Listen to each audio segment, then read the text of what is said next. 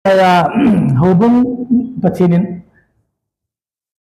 asaluta ako asata hizi chun hiche hinabang ta ihet na ako na divert the na dingin hubung thu to kelatan mama homin hichi chu mega church movement le para church movement hetin seven mega church movement chu family le hubung khana member tam pp ho mega church kitin para church su family le chun hubung chat chu hilo ai wanga ministry ma hubung ya to de ho zo si bol ko para church hin para kiti cho Greek power hin ai cho go throwing alongside of na ata pa to pe la chi khom ai wanga ta pa cho hilo tin se ben ja cho hubung to kelo ai wanga hubung ta hilo na ne se ve hai le ja pa na cho hu chi zo a chi kai no mo kai ding ham hubung pa achi kai ding ham hubung to kilo pa achi kai ding ham ti chune seven a kilo pa sanga chuna a copy pa sanga chu original pa chi dei te de hin na ja chu church hubung opa ta zo chu I kho sa de he chi kilo khom nau kai nau hi chu he te chu sei ta ba tun hin hubung hi pi ham ti a hil chit na definition of the church is saying definition of the church is saying negative aspect of the church le positive aspect of the church is saying ama sign negative aspect of the church chicho hobung thu is say chit na dinga hil chit na dinga cho hobung hilo hobung hi sale ana hilo ho cho is say masale tine hicha cho hile ama sapenin hobung chu pyamiti ale chen hichi hi Israel, but in Israel, anakopa continuation. Na, it's a hipoi. English I say the church is not a continuation of Israel. Jadi pernah saya hamdulillah ni jangan panen. Tu lai hubung ni New Israel hati beta. Nah, aziz tu Israel gitu patin ni tiap ni aziz tu. Tu yang orang patin ni tiap je baca yang New Israel ni beta. Jangan tu di. Maka macam pihak kan macam saya lah tu. Adi tak kalau bangga saya bangga. Hoita literal tak saya dengar le. Jangan tu elok. Amma saya tu patinum. Lepas mihim tu dengan program humanism, tu Israel tu ada hin. Israel tu tu hin. Nina tu jam tu tu hin. Atau tu church tu hin. Kita hijau tu. Church le Israel tu cum tu tak salah na. Hijau tu kita ni. Hubung ni Israel bajam hilo hin. Acum different entity tidak na. Aki minbuana, aki kauna, aki daisa cum. Ai wanga hicia abol pen chu pathin chu khat na ya chu hubung ni it is not a continuation of Israel church ke hina ta matam chu Israel te ki pan chu la ha mitile Abraham ki ko do a chung ki pan hin hubung hu ya hong ki pan ha mitile paka yesu athi zo wa hong tho da sagam thena hin sola chung ki pan chung ta chala na cha chu a purpose aki doi sa ana to de jong chum ja alhum de jong chum na ami aspect ho jong chum hita chu Israel a chu le Abraham son la jong chu Abraham son jong se lo chu Abraham apana Isaac apana Jacob chu ju bo chu Abraham apana Ismail Abraham apana Ketura chu na ho jong jaw lo na chu ta le Isaac in cha ni ne chu Jacob le Iso cha ta jong jaw kit lo chu Jacob Abraham Isaac Jacob le acha te ni som le ni ho hichi ho bo chu Israel a ke sima adang ho chu ke sim lo na ai banga ho bung chu ti phat le Israel la pa na jong jante te la pa na jong Samaritan te la pa na jong Jesu Christ ka hin ta san ho jo si mun khana koi khom chu church ji ja ta chum be hichi kan se la yin ga ha be dinga pha khat cho ni tam ta hin ihe khil je ben Numi pasal am tapoi chuta le green ni juda niam tapoi bon chawa khari hitabe yesu la khari tabe tiko galatia bung tum da ho hin ko jin numi pasal thakha hai anti jivin no la na sei khawai le hi context ko na he lo jin Ichia green nium lo juda nium lo numi pasal am talo yesu krista khari tabe kiti hu hing na thu ki sei na ro hello na rồi thì chơi ít tổ đi họ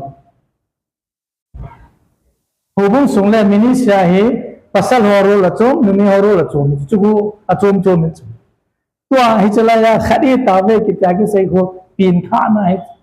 pasal pa pin tha này là mini pin tha là chú khadi nè pasal pa cho lên ra mini cho tiêu hóm lục mini hồ nó pin tha đây là hít ai nó không kịp mà nó không được tiêu hóm đi lục nè ta khadi cho lại level khadi gram khát chỉ cho xây này bộ mà vang hít chế pin tháo thủng bị su không phát lệ và thiên hậu bung sung à yêu rồi chôm chôm ta làm cái hồ rồi mình tin làm cái lô hồ rồi mình tin đi pi rồi mình tin pasal hồ rồi mình tin mình hồ rồi luôn đó yêu rồi chứ na English ta ai bảo hay là let us play our role na lâm cái role to play đi hippie hi le hippie role to play đi sai hỏi cái hỏi hi lâm cái họ sang lâm cái lo hi thu kini gì vậy to hiểu không hạt mà sát cho basis là các căn xây đó là cái xây mà sát tiền chứ na em bên là chơi sai và sao là con mà sang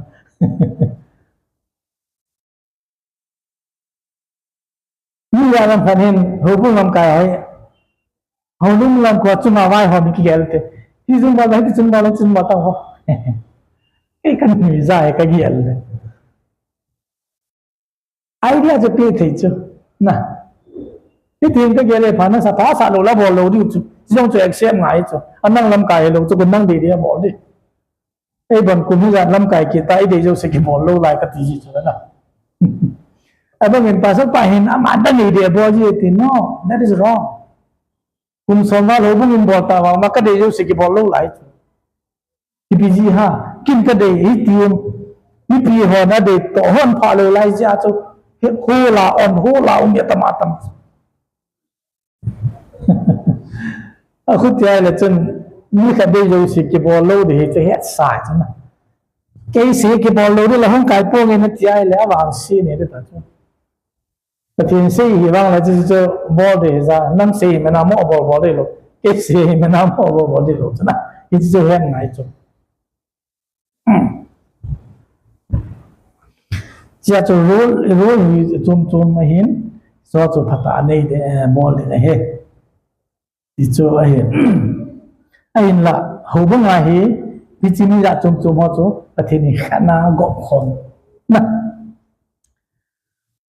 ये देखी ना लेकिन Israel church है आगे ही ना जो तमाम आगे से बेले इज़राइल ही अपिन दान है फिजिकली तो होबुं है स्पिरिचुअली बर्न ना इज़राइल जो लेसिना नेशन खंडिंगा किको होबुं है लेसिना मगा वांगम ने citizenship of heaven हिदिंगा किको a blessing हो जाओ the blessing goes according to the call so but in Israel te pathebo na chu lecit related or semana ta thuang ngai lo wa hile go ju talo ta ai lo wa hile kil haji na pathin thu ngai lo wa hile dan na reng je ai chu ta sa ke ko hi la cho ta sa lang related e ho bung hi ke ko na hi spiritual life hi za chu a blessing on spiritual life Tuta leja nam phai thu kan thi sin no is related to spiritual matters na abon che ke ma joi pon ita sa ha to kha na chei jong le tam joi chi chui i blessing chu ta sin cha te ho bung te ho blessing chu hu ya kim mon te la bai bala cha efisi bung khat na kim bu efisi bung khat chang thu ma pa na chang som le li ko sim sim ai le elai si sia ko tum ba ta spiritual blessings in heavenly places. Ichi tu akan say Bible chang cho trang thu mà pana trang som lý chân khu sentence khác original là cái gì nè chúng ta Greek bảo vậy cho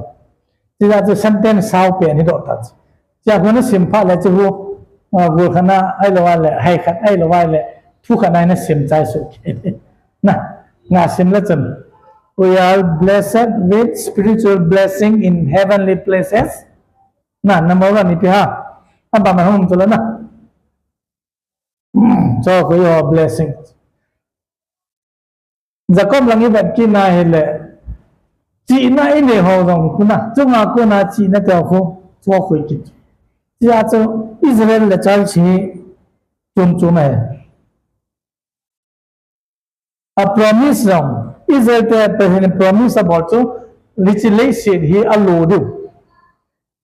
họ không như thế họ cho van gam ilo được nè con tao này cho tôi sẽ cho xây tập bộ cái ya to hubung he negative aspect of the church is not the continuation of Israel na akan na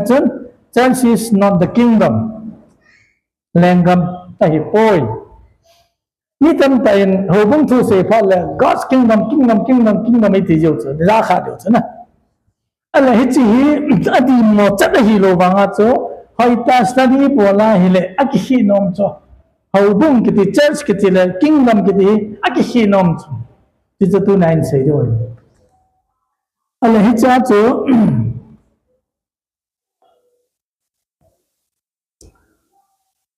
church is not the kingdom hi cha hin ni tam tain hi chi hubung hi lenggam hi poi ti di pen pa hi confusion ha de hin pathin tu sei iza nam khanin rong tu da le hubung sa tu sei pha la chun Lord, I am doing the work to extend the kingdom of God. Nah, this is the church ministry involved in it. 100% so totally wrong hello pichu, incorrect hello pichu. Nah, di hello pichu. Ay vanga cho, hoy tay ba na hile, lenggam hi chum ja mintin, hobo hi chum kit deta, chichu in say duwa. Ala Bible la lenggam kiti hi, iba na hile, iza nam kha min. Iza nam khanum la chun het thi blingin khalami ga se lewan khana chun Davidic kingdom na ala messianic kingdom beka hi jo piham ti ala pathinin David koma promise la covenant na bola hi chin la to nahi nang David la to nahi tun sona ko koi de heti hu chi hi chi lengam hu kingdom hu hi cho cha chu Messiah chu tong su na hung tu de se chi chu bhem ba la chen kum sang len gam cho na ho bung lo pu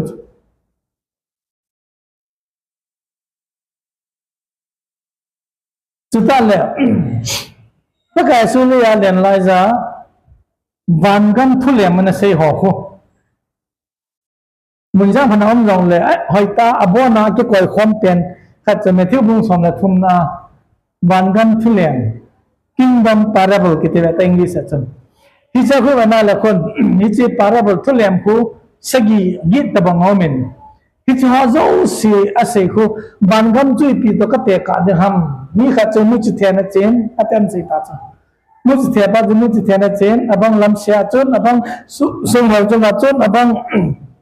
lingwa chon abang le phan la chu ti ho apa na chon bangam chui pi to ka te ka de mi kha nin lo wa cha ga tua chúng ta là trang hung kia đó phát nó trang áp phá lại phá lại hung kia đó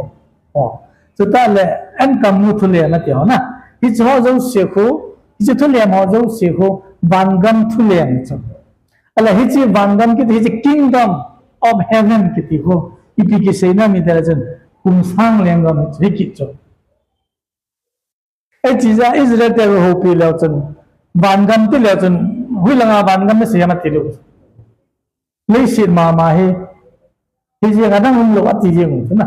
ala hi kum sang leng gam chu hon revelation na ke chi ta he ji wa chu kum sang leng gam lấy xin na kum sang khat pathinin jesu christ ma ta lai hom ni ta i sei the iza juda te Israel te so pi ho juda je ma ho cho ka he lo chu lấy xin mà hi ji nyu hi lang ban gam na sei chu ma ti ji na lang na kum sang khat chu van gam ta pong ji chala anok ni dan cho pathin chu khu Israel te akisai na ding athun na ding ate pi cho na la kum sang le ngam kum sang le ngam chi pim de hai ti ai la chen sitan num lo de za ano ma non de cho da la sa jaun he ta si na na mun lo de ti thei cho kadam mo yang thing dam chan chan kadam mo ki ti cho kum la kum sang han dam ni cho kap anok de dan cho na chul hi ve ta choว่าเฮคุมซ้อมดีคุมซ้อมง่ายเช่นแหละแต่หุยจริงนะนายจุ่มเห็นแบบไม่เห็นนนรู้จะว่าจะอันนู้นได้ดังใช่ไหมที่จีนจะนึกเนี่ยผิวที่อาจจะประกาศสุริยาแหลนลายาที่จะ proclamation นะบอกเราจะเสียคุมสร้างเรื่องกันแต่เล็กเงินตั้งที่จะ kingdom กี่ทีหัวบุ้งอาศัยดอกโลไลจะจ่ายอะไรบางทีนะจน spiritual kingdom ต่อ mystery form of kingdom mystery form ช่วยเลยเสียดังก็ถึงตัวจะเรียกกันเอง spiritual kingdom ช่วยกันเสียเลย spiritual kingdom ช่วยกันแต่จนถ้าก้าวทัวร์แรงกำไม่ติดยังไงเลยปะทินได้ผมน่าจะกี่สิ่งนะเฮ้ยจ้า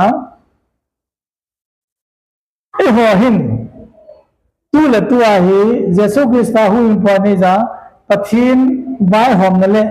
ปะทินนั่นอจุมาไว้หอมมาปะทินทัวนุ่งหัวเฮถ้าก้าวทัวเฮที่จะเลี้ยงกันมาจะกี่ที่จะประกาศเรียนเรียนอะไรจะเมื่อเราว่าปะทินเลี้ยงกันมาเมตที่พิเศษติเลยอามาจะมาหัวละตาออกมาจุดอะไรนี่ร้านพันนี้ปะทินตัวตาสันพานาจูนะปะทินเลี้ยงกันจนเราเอาเมต King of God is in your midst อามาจะกี่สิ่งจูจุดนั้นเลยหัวนี่เป็นท่าจ้าเตียวเห็นที่จีปะทินไว้หอมไม่ติเลย judgment ตัวกิโลเวน judgment เฮโลเวนนะ rule นะปะทิน ruling ที่จีเลี้ยงกันสงฆ์ไว้หอมนะอัตุเนนะไว้ปูนะติวเตไว้ปูนะนัวยาหิจว่าจูถ้าเขาทัวร์เฮเลี้ยงกันจูถ้าเขาทัวร์อีโลจูตัวไอ้อะไรที่จีจะจูมึงเลี้ยงกันไม่ติดพันเลยหูบุ้งอะฮิปูอิติวังอะจูหูบุ้งสุงาจังจูปะทินไว้หอมนะปะทินไว้บอนมหิจาจู100% จะจูหูบุ้งจูกิงดมาฮิปูกิติเทโลเวทน่าจะจูกันสิจูอะไรเลี้ยงกันจูวิธีกิเซเลยปะทินไว้หอมนะจูอาบุลาปนะเลี้ยจันเกจู God's kingdom จู kingdom of God กิติวนะ kingdom of heaven และ kingdom of God นั่นกิชินอะไรจู Kingdom of heaven too, it refers to millennial kingdom, just 1,000 years. But when we say kingdom of God, it refers to from the beginning till the end, where God is ruling. Nah, kingdom of God.อะไรที่ประเทศไว้หอมนาจูหูบุ้งหลงเอาจ้าจูไอ้หอยที่ประเทศเลี้ยงกันสงอาจูกิมดาโลจูน่ากิมไอ้บางไอ้ที่เจ้าสิทธิพันเลยไอ้ที่ประเทศเลี้ยงกันสาวตานะสงอาจูอาเบะขัดกี่โจบุ้งจีอาจีโจบุ้งจุเลยอาเบะขัดปากคุมสร้างเรื่องกันปาจูอีเสกอบจีบางอาจะจุนเฮกิตีนะเนี่ยที่เราจะได้กิจนะสานว่ากิจโลละจนไหลที่จะให้เสพแบบที่จริงมันคลาสรูมให้โลจีจนอาบาจุเสหาจะหนึ่งเป็นถ้าเป็นการเสกิลลันปฏิเรื่องกัน Kingdom of Heaven กิติฮีคุมสร้างในคำกิเสนัย Kingdom of God นะฮีเลอาบุลาปนาใจจริงปฏินินไว้หอมนะฮีกิเสนัยหินหูบุ้งฮิติติงไงเลยปฏินินฮิติไว้หอมนะสุงาเบียขัดหินที่จะเจอใจหินปฏินินไว้หอมนะสุงาเบียขัดจุ Kingdom of Heaven ให้กินินที่ Kingdom of Heaven เลยเจอเสือตัวไม่ให้กิตินะไอ้บางอ่ะ Kingdom of God we are God's in God's kingdom ที่พันเลยabon จะแก่เราไม่รู้สิจู God's kingdom ไม่ให้กันที่นะที่จูเอที่นี่นะเนี่ยที่จะจู church is not the kingdom อาทุนนะจู church is not a denomination หัวบุ้งกิติเหรออี denomination เหรอที่กิเสนะเฮ้ยป่วยabang Pentecostal yung din abang Baptist yung din abang Evangelical yung din hi cho denomination name ho hi khat cha jaw lo chuna ho bung ki ti phat le hi cho hi ho in atoma iga ke he thein de ma mi ki sim bo he da church ki ti ta cha cho chu be sa ki sei thelo nang ipi ho bung nahi ha tra kai baptist ho kai presbyterian ho kai na kai evangelical ho kai charismatic pentecostal ho kai pentecostal nia hung ping do ho kai na asai lo se chum original ki sei da to Bible college kam na wa ka president pa chum baptist distinctive se ya hichi sei ju so many hon ana hi lo cha he Baptist distinctive meher khawa Baptist faith Baptist doctrine so Baptist abbreviation aki sei cho B stand for the biblical authority A stand for autonomy of the local church that's a hand line na P stand for priest to the all believers P stand for what two officers pastors and deacon lai cha di lo khanum deacon ho he ho bu lam kai lo ki bible dong chu chi tu ka sei jing ke he tu lai ta study ka bola chi chu kana ha gel lo be khat study ka bol tu lai ta ka bol bola ai sei do khat chu ni tam tan in a sei nom ju chu deacon ho hi ho bu lam kai ho assist na a ke tho pi de he te win chi tu la study ka bol na chu no Deacon ho na to ho chu elders kiti ho assist hi po ama ho na to chu ma he gel le ngal ka sa nga ma he na ya na ki sei nom ke ji cho Deacon ho hin achunga ho bu nam ka ke thopi di ti na ki sei ji ana hi jap lo da ne cha hi pathin tu study bol de ki update de ka ti chu na khana ni hen na pa bongan loading degree na chai na pa bongan loading update ki bongai blessing ni za kha de to ta bonga ka sei cha na lo master ta ki master ka dai ni ho na bible master na nga hi update ki bolo ke ya update theology hai ka pille ei ni san ipine sei na bada me ta lo ko chala ka ti kille pathin tu isima update ki bonga hai na system nó cũng update đi bỏ lại là vai ra sẽ nó bắt tụt gì sao chứ update đi bỏ lại này nè update cái tí chứ mình thấy riêng hồi riêng tí này chứ và thêm thứ chú sim hồi bề bề riêng hiểu mình ý hiện nó pa hồi sim pa hồi update bỏ ngay nè và thêm thứ cái khel thấy lo chơi giống lệ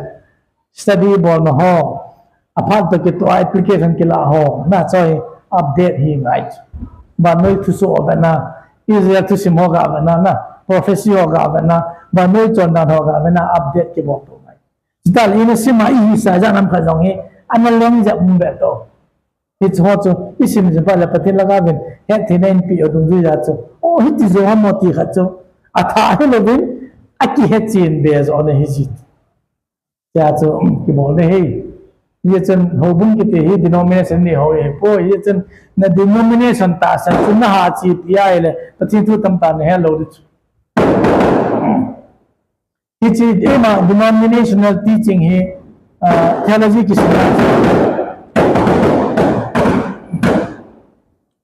ki sima cha dogma ki te meta dogmatic theology na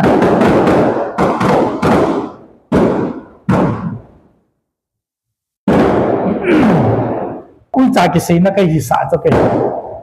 Greek pa ho cho na dogma ke te cho ei ma denominational faith belief ko dogma na hi denominational ta san di dogmatic theology a ko na ki ha nga ya hi le pathin tu tam ta ne lo dis biblical teaching pa zo in na ha na zo nai na ale hi chang thum chu church is not continuation of Israel church is not the kingdom church is not a denomination so negative aspect of the church into in positive aspects of the church ga seute positive aspect of the church so the church we it was in a mystery hobong kiti hi akisel bu anom hete chu akisel bu ti phale masanga chu na ke hello pathin ko man sei pilo mystery na agu cha na koi ai wanga pathin a hin phun do ti chu hobu yong hi chi chu so ta po ala khazu ho bale chen ne da efisi bung thuma wala simla chen ti chi kila na chu pathin hobong thu ma ko ma tam ta reveal bo thu ko sei bet na masanga chu na phun do lo ja chu old testament mi hon ana het thei mo mo tu chang gi ya het thei lo that's a mystery in the normal aba ma chen hobong ki thi church is a call out body ni him da chum chuma kun le tribe and wala nation phung tin zat le nam chum chum ho hi mun khana hum khom na ki ko ho chu hobong ki thi het ai ti ja itabang ni za chum ni long le Christiania hobong mi ya le chun ki ngai lu na khat ki ba na khat ki nei che na it is a call out body ki hai zat le nam chum chum ho lo si chu jesu christ ta chu mun khana ki koi khom thei chu hobong amana chun church is a body of Christ hobong hi Christa tipum akitia hi chi so chapul in efisia se dung ju za aman hobong hi se phan le aman a vocabulary le tama ngai nun pen le aza nun pen chu body of Christ e hon hobong hi i se phan le Greek power chu ecclesia hin ecclesia chu Greek thu chang ni ki wam khoma ek ele kalio aki ko naw mai chi chu to call out people ta ki jang hin ala hi chi pa sang khun so cha pu le na de hi Krista tipum hin a de zo na chi chu amana si phan le jesu chu lu chang hin e ho hobung he ti ba hi ve ti ba in tipum hin ati ba tipum ka te na e ho ya tipum hi ve ti tipum hin ti ba tam ta nei bangin e ho zong tilpe chum chum tam tai nei ve hi bangin bo na hi Krista a tipum kha hi ve na ale apana chum church is a bride of Christ hobung hi Krista mo hi ve ye hai ichi he thina de ngachon hobung hi Krista de nga ammo Krista chu mo lang e wan mo pai ti je na mo pa ko he le mo te pu khu mo pa lan cho mo ni ji pa khu mo lang ki ti jana ta ro pa wa na adang pa wai pi ne se bam ke pon mo lang ki ti bridegroom ko na ala Krista chu bridegroom hi za hobung hi bride ai chi za chu hobung ecclesia ki ti jong feminine gender la he ti ju chu na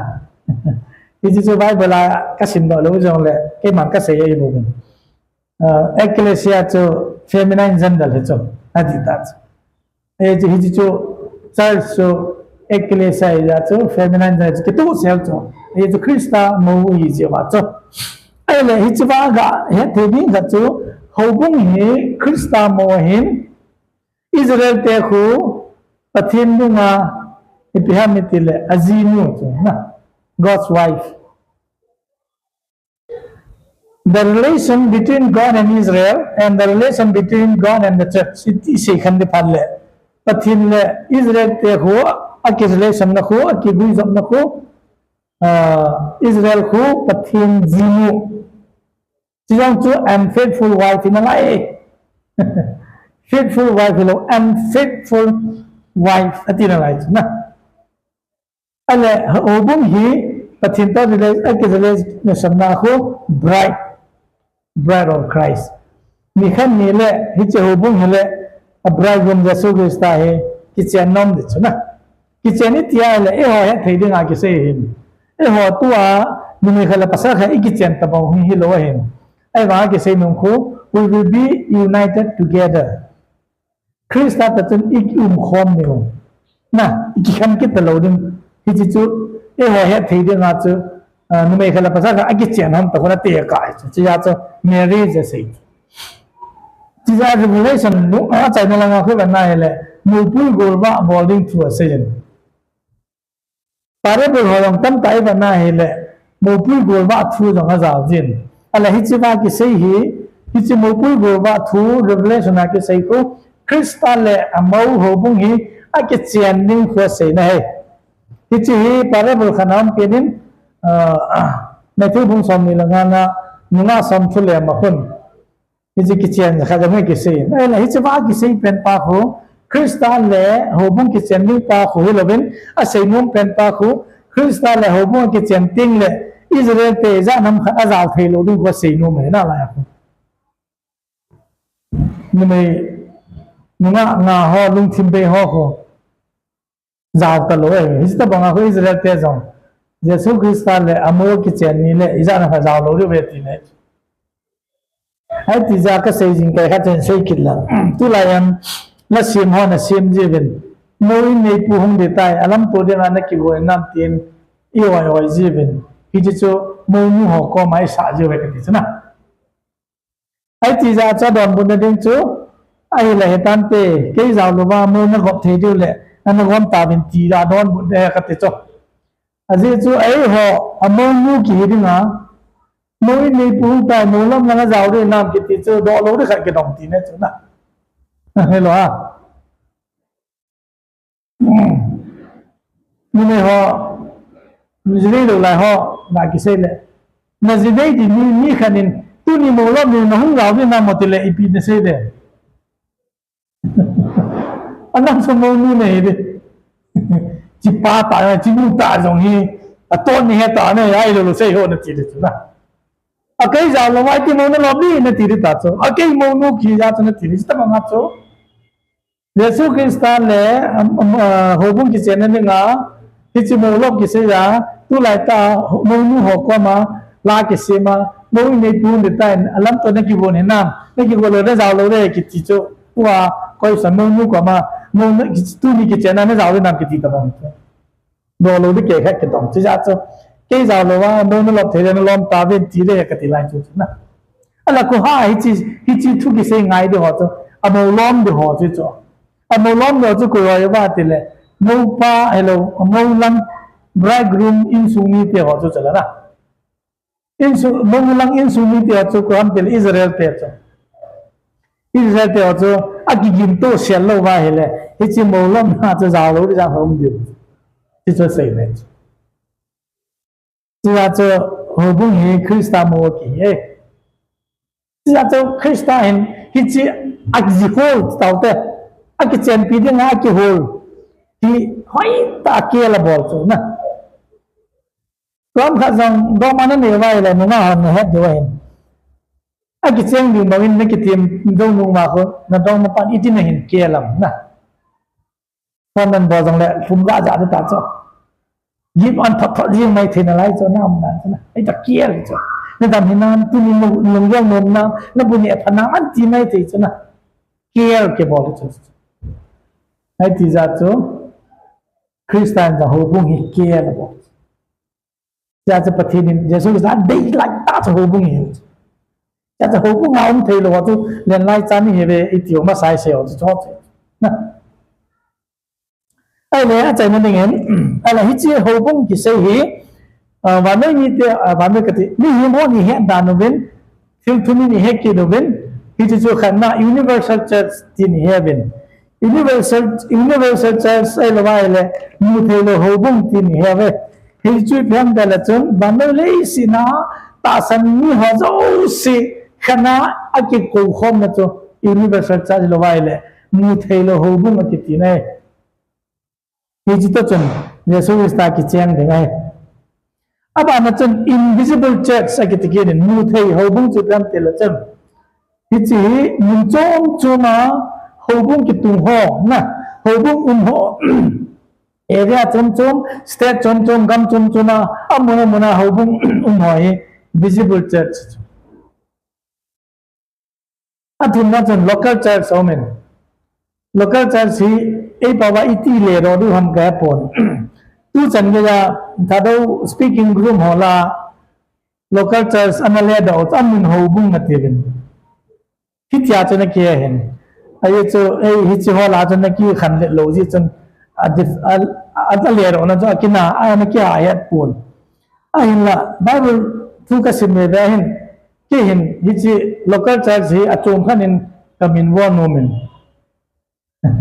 chu phan tele amun ho bung hello bin tol sung ho bung ki tele di the jo dinga ka ge le na hi tol sung new si sim pha le tol sung thu na thang sung thu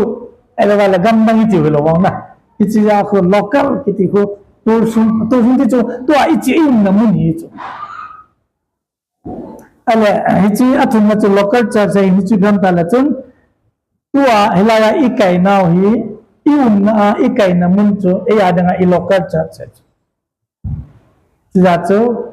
local church a hi khan ngai chu na local church ki ti ki na la e ho iun channel lang pa ba head danga chu head office nei ra nam khoi local church ki sai le ho bung kharon to I ba be le ki no na cái câu mà hồ bún lòng gì local church kita là chân à chua má vậy bèo chân na chỉ ba khối là bên ý muốn hồ in ý cái nằm muốn ý chém mà hồ sung hồ in ý mà về hồ in ý cái nằm muốn cho gia đình ấy local church chỉ có xây nuông na ý chẳng thum cho mình ý lại ý cái na chú hồ bún hay ý hay ale definition thì hiểu chỉ này ni làm cái này xây cái mà dòng Bible cái cái dấu chân thì chỉ definition thì cái này lâu gì chân cái gì mà ngay cái tiền definition thì cái gì mình chỉ cho xem độ đại diện tăng cái tiền ai hình là cái gì nôm chúa thì chỉ hình cái họ hết thì đi tàu bên cái họ ít church menu từ dòng cái rồi ý diện thì chỉ cái xem độ nó mình suy gắn đại diện community church hay English in semen kate achaina de ta what is community church since the believers came from different backgrounds and held different beliefs there was often some strain over the impression that one church was the winner while the other one was the loser to alleviate that strain both churches would agree to a new name that did not reflect the past history of either denominations. Since the new church was the only church left in the community, it was natural for new body to be called the community church. Now,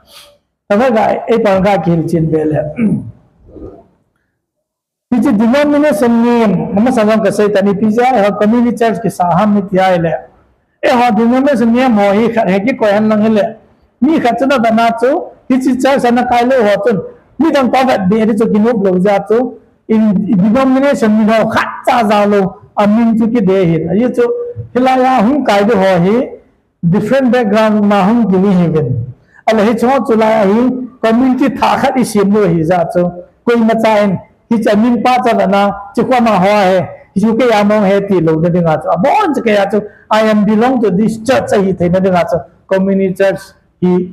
cái mà tên na cái này gel phải giờ cho hi lang blessed community church na ki sai se se ni bo ho chen baptist cái coi jin KCC pan Christian na ki sai nang evangelical la hum kon nang in blessed of evangelical church ki sa tama ti sa hoya ka dei cho chu na ai manga hitwa ka sai pa he kalunga hom ja chu cái kalam kai na he jong le ahung kai jong si chu evangelical hu ba pa na hang lo de je chun ahung jong si chun cái te ba be lo de ama ta ba be lo de ahung kai jong si chun ama mo mo nga ba be thing du ka de hi ja chu hi chi denomination me noi kha cha jaw sa po te kana tia blessed hope community church kana tia hi